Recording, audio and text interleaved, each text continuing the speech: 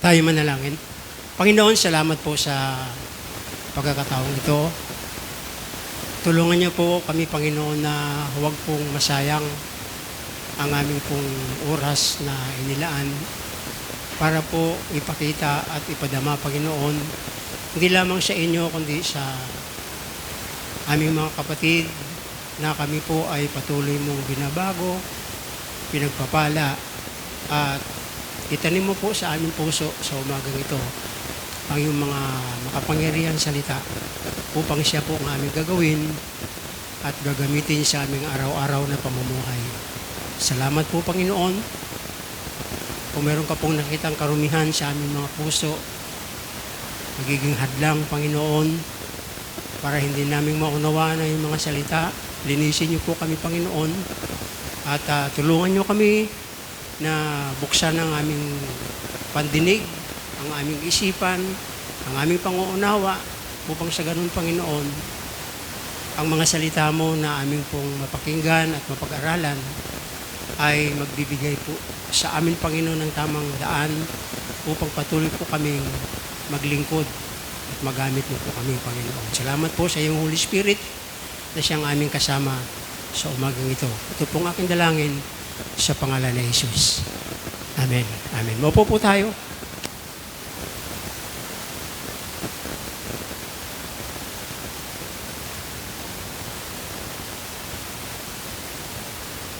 Magandang umaga po.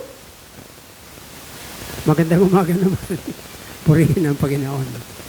Praise God. Salamat po sa Panginoon sa oras na ito na tayo po ay nandito.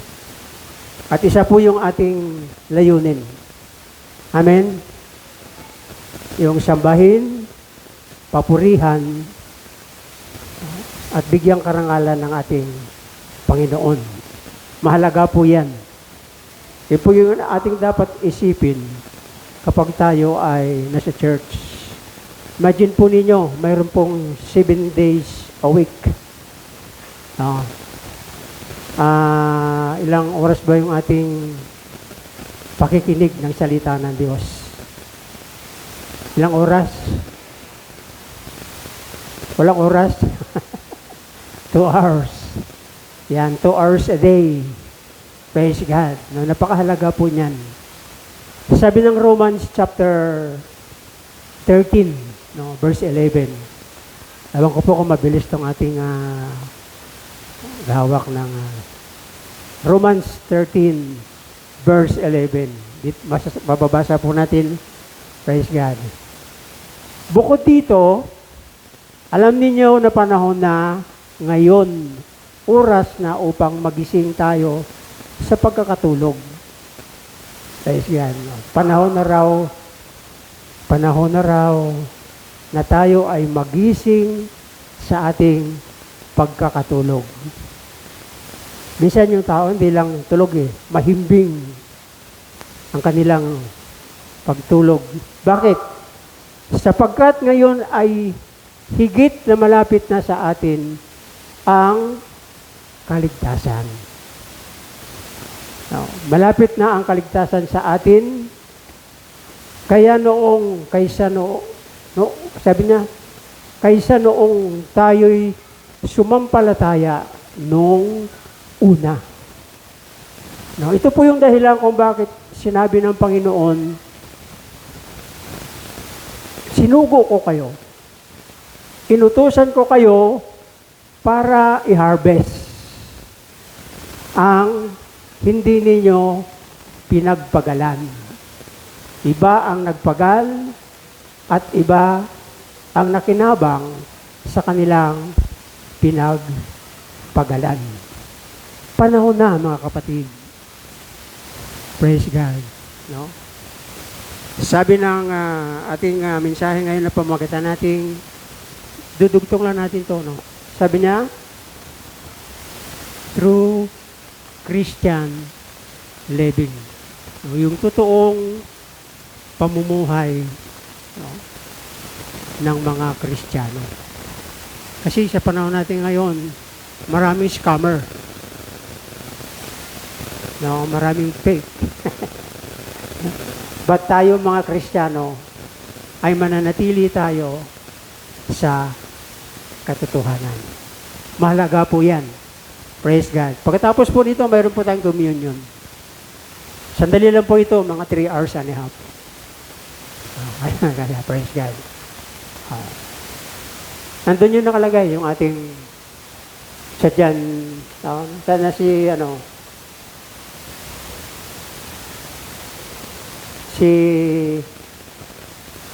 ayan, John chapter 4 verse 35 to 40. Yung ating tema.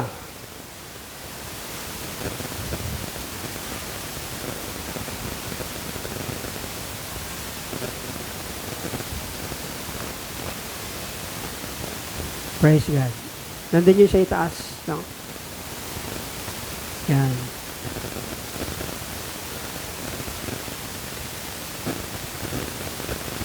Wala na. Okay. Doon na rin sa number 1. Praise God. Sabi niya, to be servant. Tayo daw ay mga lingkod ng Panginoon. Tandaan po natin palagi yan. Meron tayong leader at tayo ay mga servant ng ating Panginoon. Last week, tinalakay ko po sa inyo kung ano yung ating trabaho. Praise God. Naalala ko po si Prophet Isaiah. No? Nagiging nag-response agad yung propitang ito sa panawagan ng Diyos. Hindi siya nagbubulag-bulagan, hindi siya nagbibingihan. Kaya nga sabi ng Panginoon doon sa talata, sabi niya, tingnan ninyo yung bukid. Hinog na. At, malapit ng anihan. Hindi katulad ng ating mga kasabihan, hindi pa, pastor, hindi pa pwede kasi, huwag natin gamitin yun sa Panginoon. Once na tinawag tayo ng Diyos, mayroon magandang purpose ang Diyos sa ating buhay kung bakit niya tayo tinawag. Dapat mag-response tayo. Katulad ng sinabi ni Prophet Isaiah, chapter 6, verse 8. Hindi ako nagkamali. No? Isaiah chapter 8, chapter 6, verse 8. Sabi ng Panginoon, sino ang aming suguin? Sino ang aming ipadala?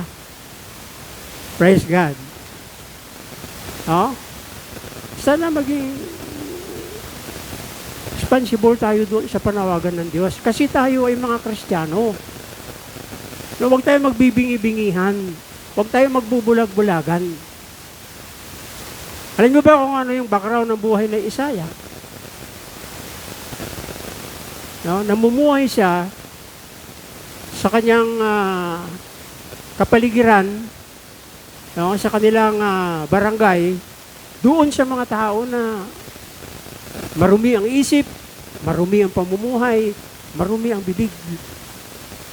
Pero ang unang ginawa ng Panginoon, nilinis siya. Katulad natin. Ang purpose ng Panginoon kung bakit tayo niligtas, pagkatapos niligtas, tinawag niya tayo, kasi kailangan tayo ng Diyos. Panahon na, mga kapatid. Huwag natin gamitin ang panahong ito para aksayahin, para gawin yung mga ating dating masamang gawain. Sa halip, gamitin natin ang oras at mga panahon para maraming makikinabang. Tayo yun, ikaw yun, tayong lahat yun. Praise God. Ilang taon ginawa ni Noah ang arka? Ilang taon?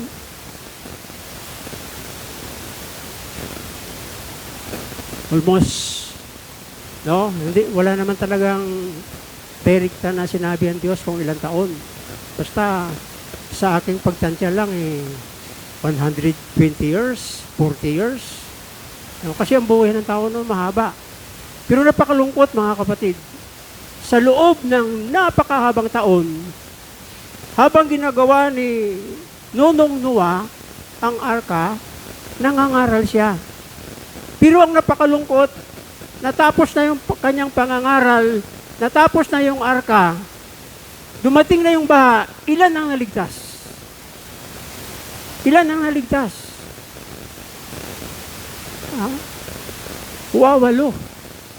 Asawa niya, siya, dalawa niyang anak, at ang kanilang tatlo niyang anak at ang kanilang mga asawa. Walo lang. Praise God. Nung utusan ng Panginoon, si Abraham, dinadala ko lang po kayo sa background ng mga taong ito. Nung utusan ng Panginoon si Abraham, sabi ng Diyos sa kanya, mag-response ka. Pumunta ka sa lupang ipinangako. At ikaw ay aking pagpalain. Nagtanong si Abraham. Nagtanong ba si Abraham?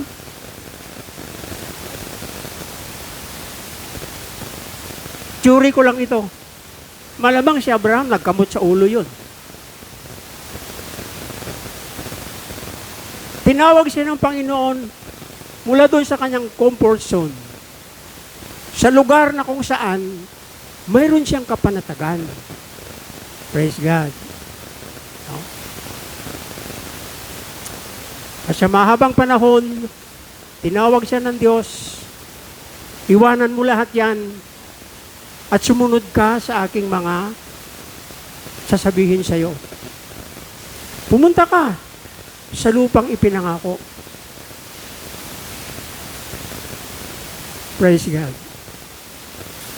Nakuha ba natin yung tsuri nito? Kuminsan ang mga tao, napakasigurista. No? Sigurista tayo. Di tayo gagawa na hindi natin alam na wala namang blessing. Ang mahalaga, sa pag-response natin sa Panginoon, siya ay nakatingin sa ating mga tagipusoon. Puso. Dito siya nakatingin. Na ang pagpili ng Diyos, ginawa tayo ng Diyos na servant niya dahil naglagay mismo ang Panginoon ng kakayanan o ng kakayahan. Talent or talento para magawa mo ang kanyang sinasabi. Ayaw ng Panginoon na masayang. Praise God.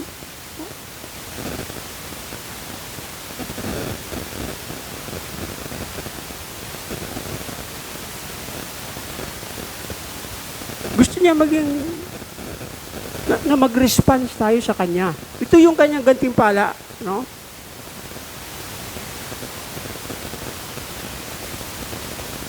Praise God. Verse 34. Tama ba?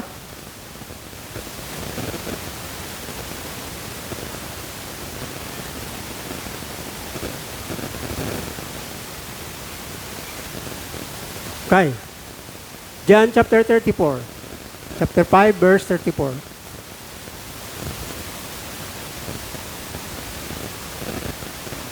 Praise God.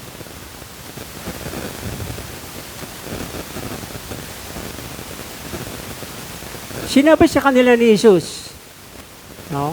Ang pagkain ko ay ang gawin ng kalooban ng nagsugo sa akin. Alam niyo po ba yung kalakasan natin? Hindi ho natin yan makukuha sa ating mga pisikal na pagkain. Kahit gaano kasarap niyan. Makukuha natin ang kalakasan kapag nag-response tayo. Kapag ginawa natin ang kalooban ng Diyos. Kung minsan napakalungkot. Pastor, hindi muna ako sasamba kasi puyat ako. Bakit ka puyat? Galing po ako sa trabaho. Praise God. Sino ba nagbigay ng trabaho? Galing po ako sa... Ang Diyos ang nagbigay ng trabaho. Sa Kanya lahat yan. Ang mahalaga, mayroon tayong oras na inilaan para mag-respond sa panawagan ng Diyos. Napakaganda ng kanyang pangako. 35. 35. Hindi ba sinabi ninyo, may 4 na buwan pa at darating na ang pag-aani? Blessing to, mga kapatid. Ito yung pinaghirapan ni Abraham. Ito yung pinaghirapan ni Noah. Ito yung panahon natin ngayon. Ang mahalaga lang, nagre-response tayo sa panawagan ng Diyos. Huwag tayo mag-alibay. Huwag tayo gumamit ng mga katuwiran. Dapat, nagre-response tayo. Masdan ninyo ang inyong paligid. Ginagawa ba natin yan?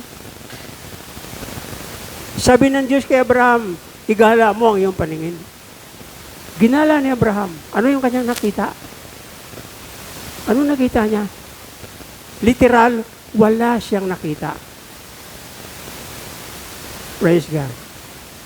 Sa ating paglilingkod sa Panginoon, kung ito'y walang katiyakan, wala tayong makita dito. Kaya ibinaling muli ng Panginoon ang kanyang pansin. Tingnan po ninyo kapag tayo nag-respond sa Panginoon, ititwist, ibahin ng Panginoon. Pipilipitin ng Panginoon yung iyong maling pang-uunawa at dadalhin ka niya sa isang matuwid na pag-iisip upang tuluyan tayong magamit ng ating Panginoon. Ito po'y hamon ng Diyos sa mga church member, sa mga Kristiyano. Napakalaki po ng ating responsibilidad. Hindi tayo pumunta sa church para umupo. Tinawag tayo ng Panginoon sa isang malaking responsibilidad as a servant of God. Praise God. Sa literal na pangungusap, kapag ikaw ay nagtatrabaho sa bahay ng hari, aba, praise God. Nagtatrabaho tayo sa Panginoon. At habang nagtatrabaho tayo, gumagawa tayo sa kalooban ng Panginoon, hindi niya tayo pababayaan. Masdan ninyo ang inyong paligid. Kaya inalis ng Panginoon yung pansin ni Abraham sa kanyang kapaligiran. Sabi ng Diyos, tumingala ka. Lagi ba tayo nakatingala? Nakikita ba natin ng Diyos?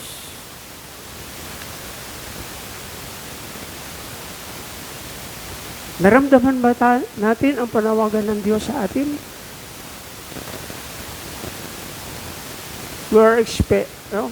Tayo ba ay nag-i-speak ng mga magaganda at mga mabubuting bagay sa buhay na ito bilang paglilingkod sa Diyos? O sinasabi na lang natin, Panginoon, tama na ito. Enough na ito, sapat na ito sa buhay ko. Hindi po. Kailangan tayo ng Diyos. Kailangan tayo ng Panginoon. Yung ating mga mag-aaral, nagsisikap yan na makatapos. Kasi pag makatapos sila, malaking tulong yan sa pamilya. Mga magulang, mga kapatid, kasi mahirap ang buhay ngayon. Wala man lang siguro nag-iisip sa atin na isang araw, gagamitin tayo ng Panginoon para magiging barangay kapitan. Isang araw, gagamitin ka ng Diyos para maupo doon sa Senado. Isang araw, gagamitin ka ng Panginoon para ikaw yung umupo sa Malacanang. Hahayaan na lang ba natin na ganito? Nakakasawa na. Samantala, nasa sa atin ang responsibilidad, mga kapatid. Hallelujah. Sana maunawaan natin ito. Maramdaman natin ito. Ang mainit na panawagan ng Panginoon sa atin.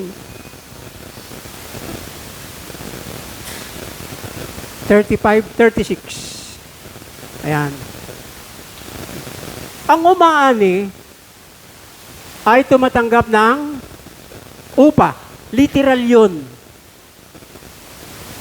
Praise God. At ang nagtitipon ng bunga para sa buhay na walang hanggan. Spiritual yun.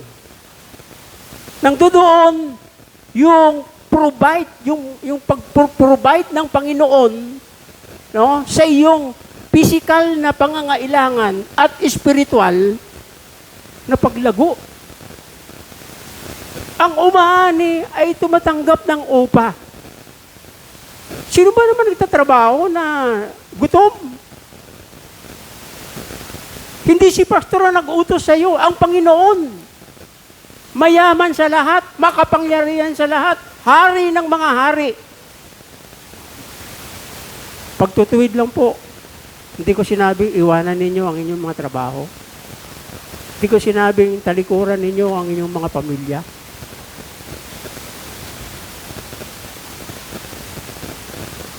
Sabi nga ni Jeremias, ang puso ko'y nag-aapoy, no? Nagliliab kapag mangusap ang Panginoon. Ang tanong ay ganito, kinakausap pa ba tayo ng Panginoon?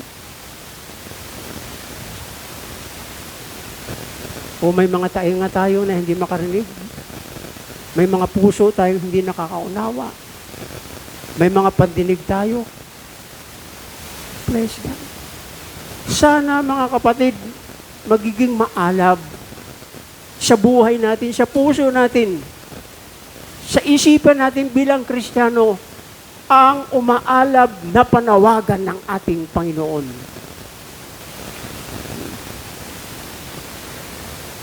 Ayan o.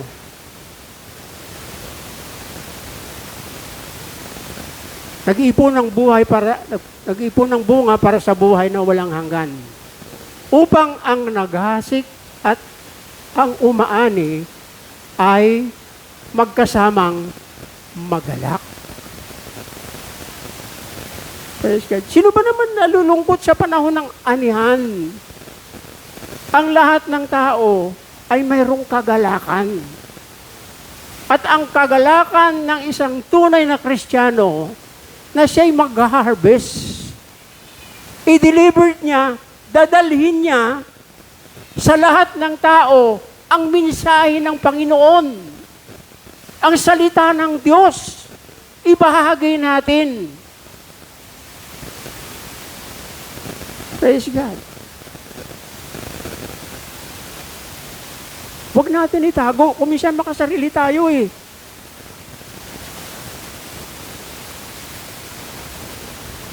Ang prinsipyo ng Diyos, kapag nagbibigay ka, lalong umaapaw. Nakakita na ba kayo ng balon? Yung balon na hindi nauubusan ng tubig. Ang balon, habang pinagkukunan mo ng tubig, lalong sumasarap. Amen? Praise God. Ang kwento dito, yung Samaritana na nag-igib ng balon, ng tubig sa balon. Kilala siya sa kanyang bayan. Masama ang kanyang pamumuhay. Siya isa babaeng makasalanan. Pero, what? Bakit siya ginamit ng Panginoon? Willingness. Wala kasi minsan sa atin yun. Kaya tayo yung mga Kristiyano makasarili. Yung ating narinig dito sa church, hindi man lang natin may share, may bahagi. Kaya dahil hindi natin binabahagi sa ating mga labuan, sa ating mga kaibigan, sa ating mga kasambahay, ano nangyari? Sila yung iyong mahigpit na persecutor. Yung mga kabataan, no? Yung mga song leader natin dito, dapat ginagamit natin ang power ng Panginoon, ang kapangyarihan ng Diyos. Hindi naman ikaw yung magbabago sa kanila. Hindi mo trabaho yan. Amen? Kung minsan inaagawan natin ang trabaho ng Diyos eh. Ang trabaho mo, i-share. Ang Diyos ang magbabago sa kanila. Hindi ikaw, hindi mo trabaho yan. Ang trabaho mo, ibahagi. Yun ang ibig sabihin na naghahasik ka. At pagkatapos ng paghasik, harvest. Harvest. Kaya nga, iba yung nag-ani, iba yung nagtanim, iba yung nag-aani. Pero yung nagtanim at nag-aani, magkasama. Nag-iipon sila ng kayamanan sa kamalig na buhay na walang hanggan. Gusto ba natin magkaroon ng buhay na walang hanggan? Punuin natin ang ating kamalig. Mayroon tayo niyan. Ano yung kamalig? Pananampalataya. Yung ating relationship sa Diyos. Tingnan niyo yung Biblia. Bakit doon sa mga taong kadami-daming naglalakad, yung babaeng dinudugo lang ng 12 years, yung gumaling? Amen? Praise God. Kuminsan sa sobrang karunungan at kalakasan, para bagang nawala na yung pananampalataya. Ginawa ko yun kasi magaling ako. Buhay natin ito, utang natin sa Diyos eh. Diyos ang nagbigay nito, kaya gamitin mo. 37. Sapagkat dito, totoo ang kasabihan. Yung mga sabi-sabi, pag kumakain ka, tapos biglang lumabas yung buwan, magtapon ka ng kanin sa bintana. Ulitin ko po yung ating bansang Pilipinas, napakaraming Diyos nito. Meron Diyos na malaki, meron Diyos na maputi, meron Diyos na maitim. Ano pa? Meron Diyos na bangos, kasi pati bangos pinagpipiesta natin eh. Diyos ng bulaklak. Ano pa ba? Meron Diyos na... Pero isa lang ang Diyos. Sabi nga ng 4:24, ang Diyos ay Espiritu.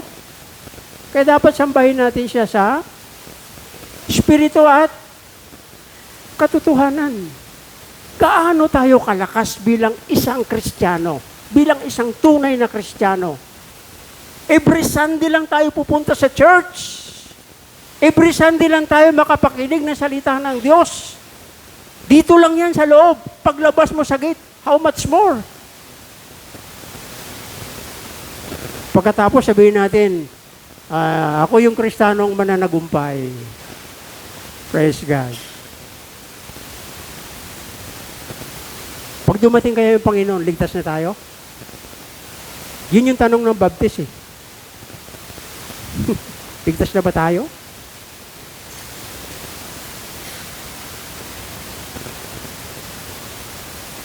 Gawin mo. Gumawa ka.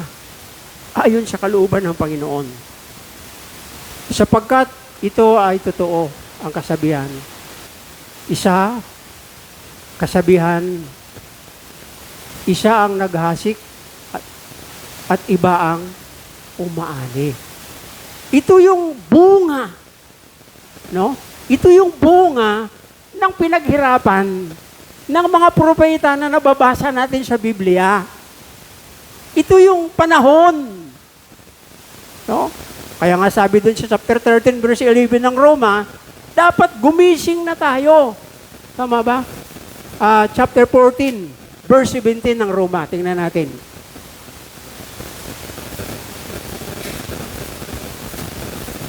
Sige, ako na lang. Sabi ng Romans chapter 14, verse 17, ang pagpasok ng tao sa kaharian ng langit ay hindi katulad ng pagkain at inumin, kung hindi sa pagiging matuwid, kabanalan at pagkakasundo-sundo na kaloob ng Espiritu Santo. Praise God. Hindi katiyakan na sabihin natin, tagal ko na umaatin dyan sa Silanganan Community Christian Church, hindi katiyakan yon. Isang hakbang pa lang yon. Ang katiyakan na ikaw ay nabumuhay. Praise God, hindi yan, no?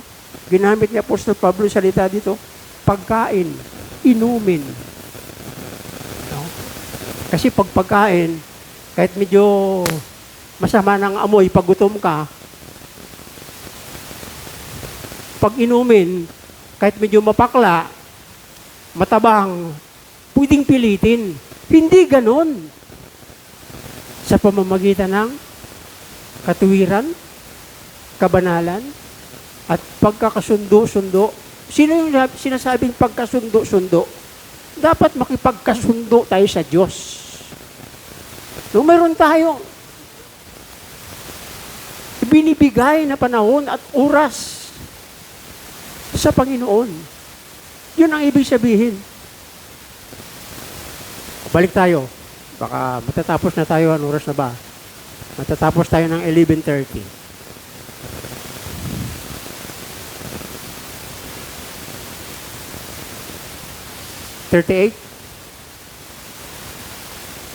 Kayo, sinugo ko. Hindi niya sinabi, Pastor, sinusugo kita. Ang ibig sabihin ng salitang kayo, pangkalahatan po ito. Kailan natin narinig ang tinig ng Diyos na nagsasabi, kayo? Nung tinanggap natin siya.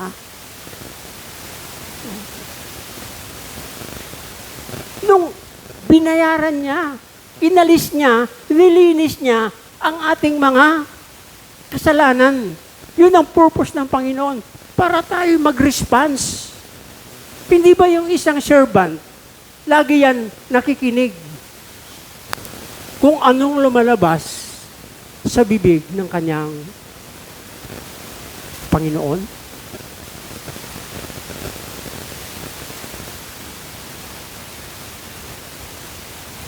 Kayo'y sinugo ko.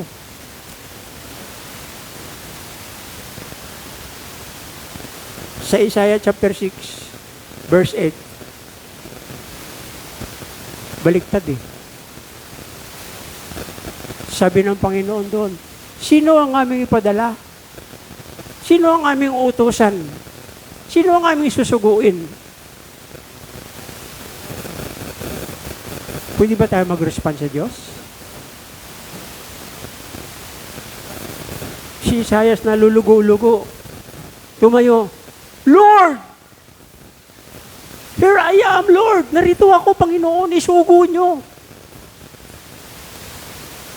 Pero yung tanong, hanggang kailan? Hanggang kailan tayo na laging tumatanggi sa panawagan ng Diyos? Kailan tayo, ilang taon pa ang bibilangin, na parang ini-ignore mo lang ang panawagan ng Diyos? Dahil kasi nakapokus ang ating paningin sa mga material na bagay. Ang mga material na bagay ay isang pamamaraan ng Diyos, hindi upang tumalikod tayo sa mahalagang pagkatawag ng Diyos sa atin. Pinoprovide ng Panginoon ng mga material na bagay para tayo magiging malalim at uminit ang ating puso at isipan sa paglilingkod at pag-response sa kalooban ng Diyos.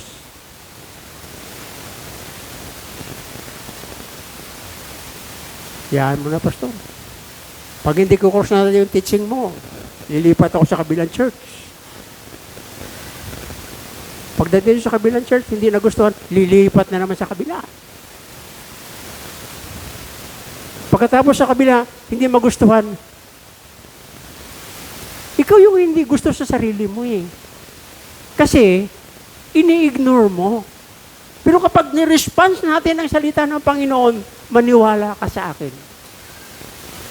Kung saan ka nakatayo, doon ka abutan ng Panginoon. At kapag inabutan ka ng Panginoon na matatag at mayroong matibay na ginagawa para sa Diyos, sabi ng Panginoon, pumasok kayo sa kaluwalhatian, walang hanggan. 10 minutes na lang.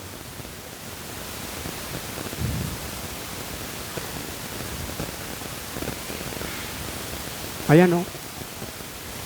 At narinig ko, no? At narinig ko ang tinig ng Panginoon.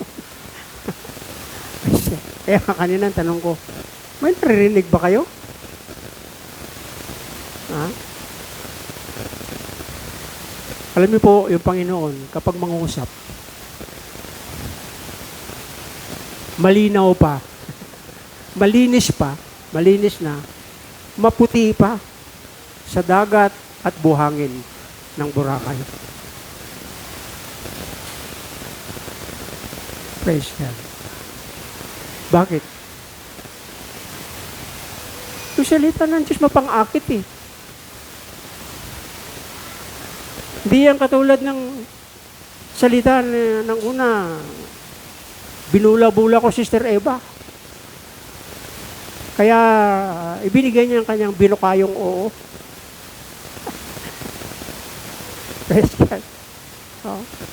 Kung pwede nga lang, sasabihin mo din sa nililigawan mo, pipitasin ko yung mga bituin. Akit ako sa taas, kukunin ko yung buwan. Bibigay ko sa iyo. Hindi yan katulad ng pangako natin. Ang salita at ang pangako ng Diyos, napakasarap pakinggan. Amen. Iba ang pakiramdam ni Isaias. Nung marinig niya, umalab ang kanyang, yung desire, no, yung pagnanais ng kanyang puso na mag-respond sa Panginoon. Hallelujah. Kadalasan tayo ay nananawagan ng Panginoon. Isa lang yung sagot eh. Ayaw ko, Panginoon, hindi pa panahon. 4 months pa. 4 years pa. Plus 4 years, 8 years pa. Plus 8 years, 16 years. Gurang na tayo noon. Ako nga lang, mga thunders na kami, 17 na ako. Ilan taon pa kaya ako tatayo dito sa pulpito? Ang hinahanap kasi ng Diyos, yung puso na marunong talagang sumunod sa Kanya. Amen. Baka kinukonclude nyo ito na, ay, hindi ako yan. Hindi ako yan. Praise God. Yung hinahanap ng Diyos na Kanyang suguin at utusan, walang iba kundi ikaw. Sabihin nga natin, ako yun. Sa ilong lumalabas, ako yun. Praise the Lord. Hallelujah. Sayang naman, Pastor, yung aking pinagpaguran. Ganda-ganda pa ng girlfriend ko. Praise God. Hallelujah. Hindi, sharean mo ng salita ng Diyos. Kaya ang ministry ba? Mula pa ng binata ako, dalaga siya. Sa gawain na kami. Alam niyo ba yung unang date namin? Saan? Sa church. Praise God. Kaya yung aming mga anak, parang, ba? Nasa puso talaga nila yung servanthood. Pusong paglilingkod. Ayawan ko sa kanila kung nagkukulang na sila. May mga isip na sila, matanda na sila. Pero, nandoon yung direction eh. Kasi kapag ang salita ng Diyos, itinanim mo, tutubo yan.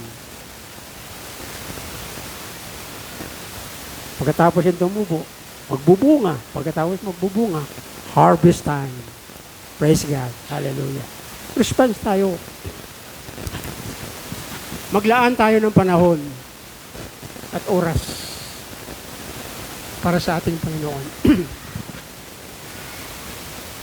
Si Moses, no?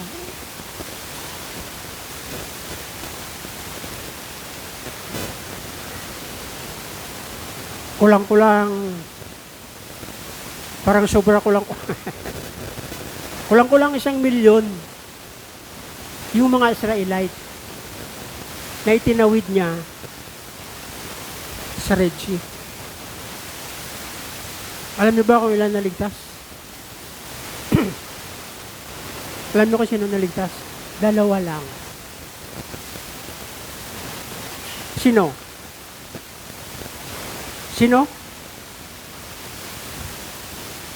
Buti pa kay Noah, 8 sila. Kay Moses, ilan? 2. Si Caleb at si Joshua. Sila yung nagpapatuloy. Isinalin ng Diyos ang kanyang espiritu galing kay Moses papunta kay Joshua at kay Caleb. Sila yung namuno. Praise God. Sila yung nanguna. Hindi nga sila nakatapak sa promised land. Natanaw lang. Sayang naman yung... Kasi hindi sila nagiging karapat-dapat. Mula noon hanggang ngayon, alam ng Diyos yung haba ang iksi ng ating buhay. At alam niya, at isa lang ang kanyang layunin, mag-response tayo sa kanyang pananawagan. Verse 38. Kayo sinugo ko upang anihin ang hindi ninyo pinagpagalan, pinagpaguran. Iba ang nagpagod at kayo'y pumasok sa kanilang pinagpaguran. 39.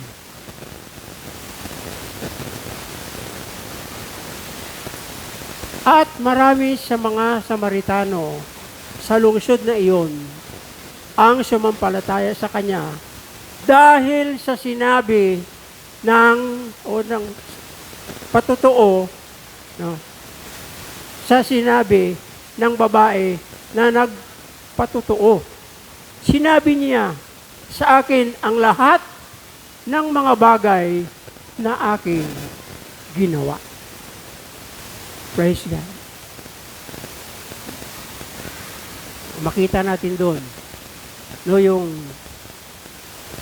yung pagbabago. Maraming Kristiyano sa panahon natin ngayon, wala dito yon. Na hanggang ngayon, buhat-buhat pa rin nila ang kanilang banga. Nangakala nila, yung kabigatang yan, yun ang magbibigay sa kanila ng kapahingahan. Nakuha nyo? Nakuha nyo?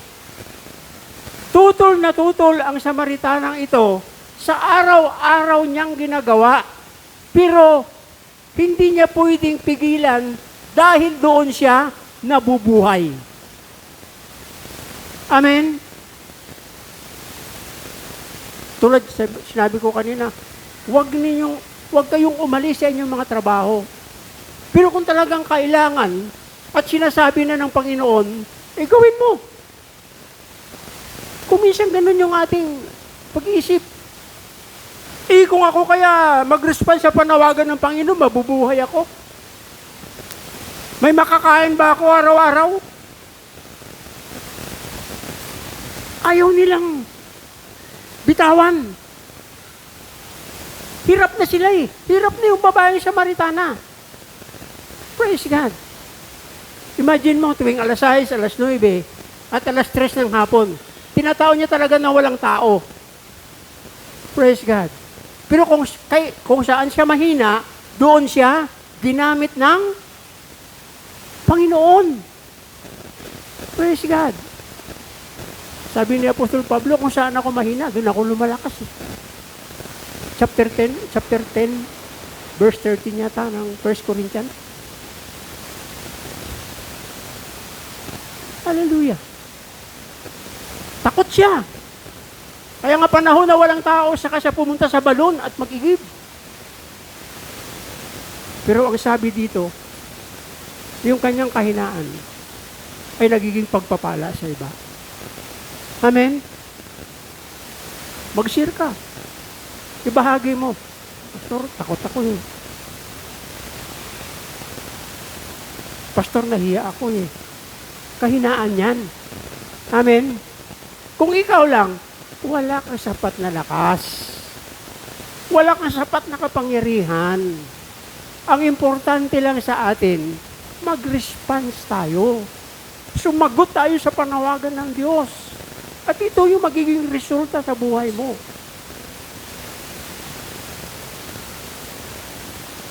Imagine mo, mag-aani ka nang hindi mo tinamnan.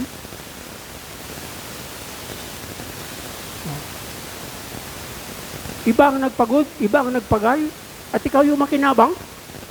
Ayaw mo ba yun? Ayaw ko, pastor. O di sige. Araw-araw buhatin mo yung banga mo. At marami sa mga Samaritano, sa lungsod na iyon, ang sumampalataya sa kanya dahil sa sinabi ng babae. Ano sinabi ng babae? Mabigat ba? Nag-aaral ba siya ng Bible school? Kumuha ba siya ng theology? Kumuha ba siya ng professional ba yung babae? Professional siya sa pagpaparami ng asawa. 5 eh. Amen? Professional ba siya? Amen? Isa lang yung sinabi niya. Oh? Sumampalataya sa kanya dahil sa sinabi ng babae na nagpapatotoo. Sinabi niya sa akin ang lahat ng bagay na aking ginawa. Hanggat hindi tayo mag-concede sa Panginoon. Hanggat hindi mo aminin sa Diyos na wala kang kapangyarihan, wala kang lakas, wala kang nagpi-perform tayo. Perform. Diba sa Tagalog perform? Nataglay ang kapangyarihan ng Panginoon. Sa Kanya lang, sa atin lang, hindi natin kayang baguhin yan. Praise God. Gusto mo bang gumawa ang Diyos? Tumagang ito? Amen. Understand? Naunawaan ba natin yung sinasabi? Gusto ba natin gumawa ang Diyos sa buhay natin ng isang kagilagilalas na bagay, mahimalang bagay? Gusto ba natin? Praise God. Mag-response tayo at gawin mo yung kanyang pinapagawa. Praise God. Imagine mo isang babaeng makasalanan. Daming asawa, 5. Sa isang saglit, nagiging daan, ginamit ng Diyos para yung kanyang buong barangay, yung kanyang buong komunidad ay makakakilala sa Diyos. Yung mga Samaritano, makasarili yan. Amen? Hindi sila nakihalo-bilo. No? Hindi sila nakikisama. Sila lang. Pero alam nyo ba, dahil sa patotoo ng babae, nung oras na yon, ng mga Hudyo, hindi pwedeng makipag-usap sa mga Samaritano. Ano nangyari? 2 araw silang magkasama. At ang kanilang ginawa ay puro bundle fight. Amen? Amen? Praise God. Ganon gumawa ang Diyos. Ganon gumawa ang Panginoon. Sarili lang natin, lagi tayong kapos. Lagi tayong wala. No? Hindi sapat. Magiging sapat lang ang buhay natin ngayong umaga kung tayo ay mag-concede. Tayo ay mag-response as a servant of God. Sabi ng awit, alam kong may magagawa ang Diyos. Amen? Kung ako'y maglilingkod, sa Kanya ay susunod, alam kong may magagawa ang Diyos. Ang dami-dami na nating paraan. Lahat sablay. Sorry po. Lahat bagsak. Bakit hindi natin itry, subukan ang pamamaraan ng Diyos?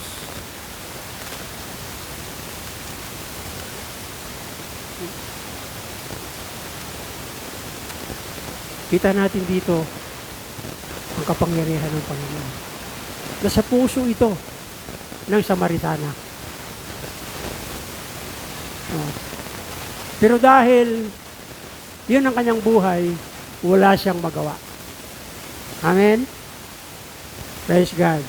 Ngayong umaga, kung ang ating buhay katulad ng buhay ng Samaritana at sinasabi natin wala tayong magawa, tapos na. Sa pagkakataong ito, mayroong magagawa. Sino ang gagawa? Ang ating Panginoon. Purihin natin siya. Imuko tayo at manalangin. Hallelujah. Panginoon, maraming mga bagay na ang sinubok namin.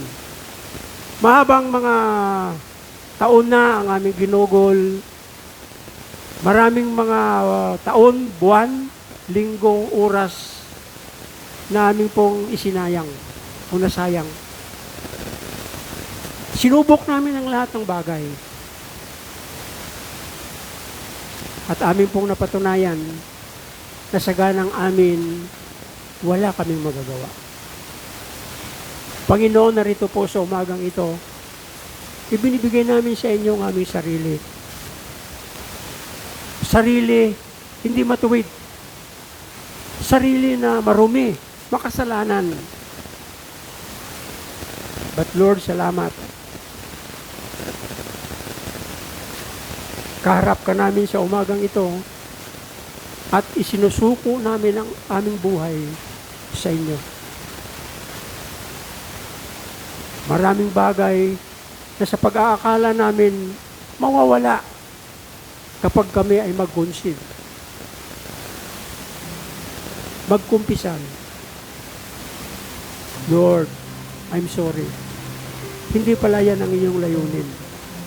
Sa kabila ng aming mga kakulangan, sa kabila ng aming mga kasalanan, maaari mo kaming gamitin.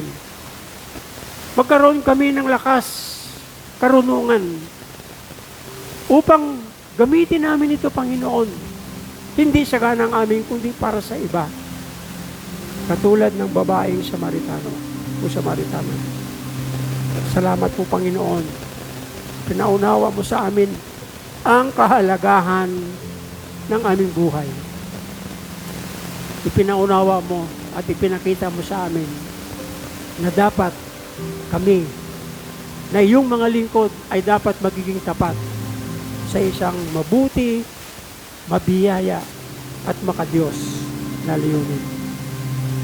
Salamat po, Panginoon. Purihin ka sa umagang ito. Ito ang aming nais at ipamumuhay. Paglabas namin sa church na ito, ibahagi namin ang iyong salita. I-share namin sa iba. Sa aming mga kamag-anak, sa aming pamilya, sa aming mga kaibigan, sa aming komunidad. Para sila din po ay makakabahagi at pagpalain din katulad namin.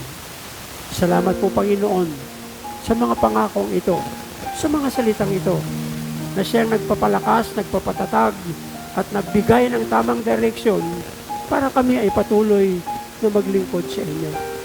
Salamat po, Panginoon. Ang iyong banal na Espiritu Santo, i-guide mo kami, Panginoon. Ituwid mo ang aming buhay. Purihin ka, dakilain at pasalamatan ka. Ito po ang aking dalangin sa pangalan ni Jesus na aming Panginoon. Lahat ng anak ng Diyos magsabi ng Amen. Praise God. Praise the Lord.